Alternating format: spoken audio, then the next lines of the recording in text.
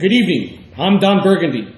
Welcome to WHUM. On our top stories for tonight, many drones have been detecting RTA alerts. The management department today announced to give out many sanctions in the future against slow agents that can't clock in on time after lunch or breaks. So please be advised, agents, wear lighter clothes or lighter shoes to prevent wind drag. Please be cautious around the corners. Speaking of corners, having trouble losing weight, don't know what to do, can't find a gym, don't know where to start? I sure don't. Well, not to worry. Here are some key tips from our friendly advisor, Yvette.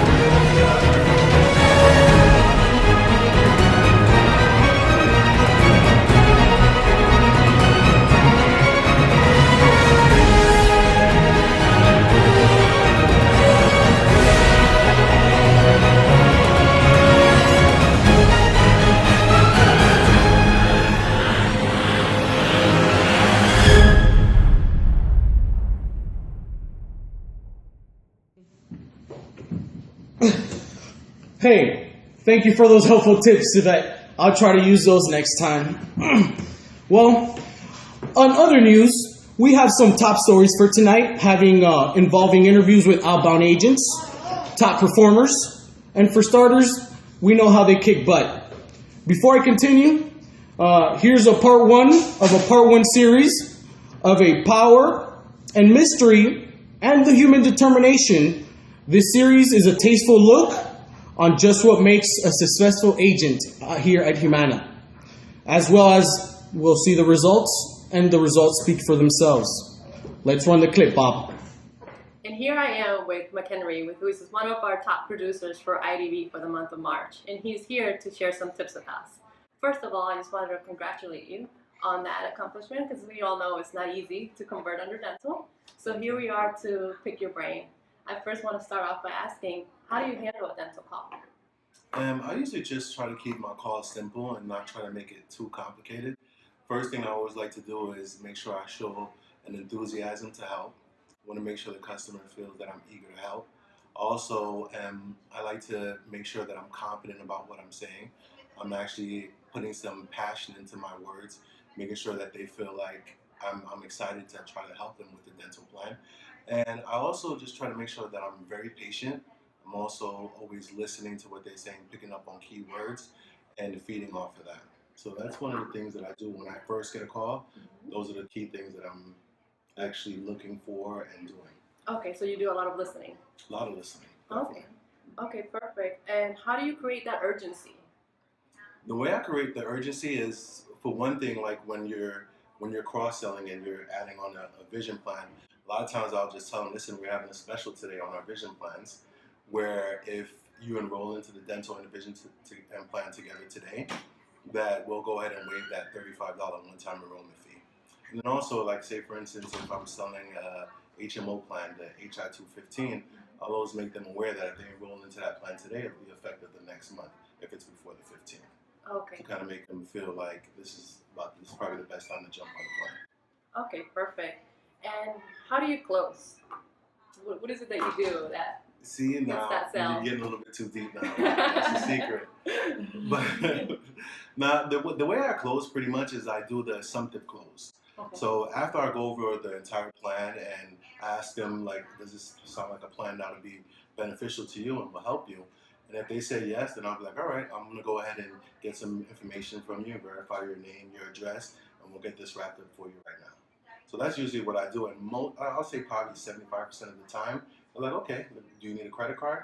And then we're wrapping it up. That's the only secret I'll give, though. All right. Thank you so much for providing us with those tips. I hope that everyone has a takeaway. And thank you for coming today, and congratulations on your success, and keep them coming. Thank you. Appreciate it. Hello everyone, I'm here today with Miss Fiona Darby. Fiona sits right next to me, and we wanted to get some feedback from different agents that were working on different projects about how they were able to be so successful. And Fiona, she's on Outbound right now, and she is one of the top performing converters on Outbound for the month of March. And we just want to talk to her today about how she's able to do it, what makes her so successful. And this did come as a surprise to Fiona. She didn't know how well she was performing. So just to congratulate you, and just if you could just tell us a little bit about your successes. Okay, well, as Kiara said just now, very surprised, and I'm very happy. Being on Outbound, and I know a lot of my peers here think that Outbound is the doomed project. However, I've always thought of and remembered what Janice told me even right before she left, that it doesn't matter what project you're on, just make the best of it.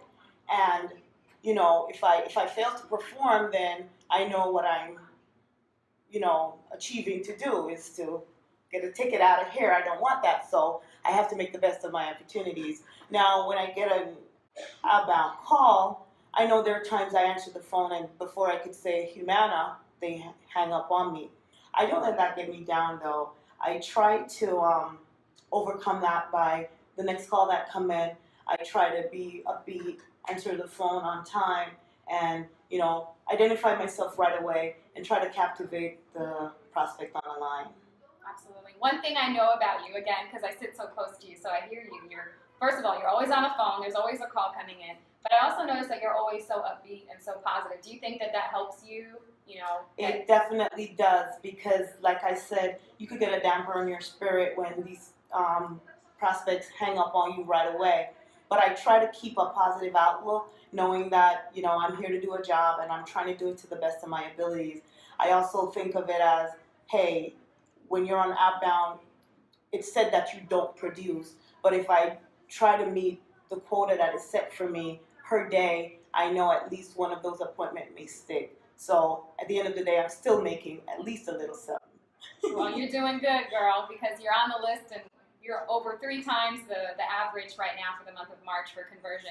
Any last closing remarks, maybe tips for people, or any motto or philosophy that you follow that you want to share? Well, truly, ever since I was young, my dad always instilled in me that whatever job is handed to you, do it to the best of your ability. And that has stuck with me for my 35 years here on Earth. I try to do everything to the best of my ability, and Kiki could attest to that with my grades for school. But Star student. there you go. But what I would like to say is, don't get discouraged when you're placed on, let's say, the Outbound project. I know it has it's stereotyped as a project, that does not give you any chance to produce. But look at it this way: at the end of the day, we're here to help our prospects and our members. So if you get on the phone and you're able to make a difference to one person that day, then by all means, you've met your quota and you've done a good deed for the day. Wow. Thank you so much, Fiona, for that great tips that you made and great points. And I wish you continued success on whatever project you put on, because you're really great. And you sit next to me, so you're my friend. Thank you. So funny. Is that a baby? I guess there's a baby in the building. Gotta love babies. You want to grab them and bite them right there in the belly. Speaking of babies, make sure agents go out there and volunteer. Make sure our presence is known out there. Feed South Florida. Go do your part. If you want, I have some grass to be cut if you want to volunteer for that. I'm just kidding. Well, that's it for tonight. I want to thank you. This is Don Burgundy reporting live. Thank you. Good night. WHUM.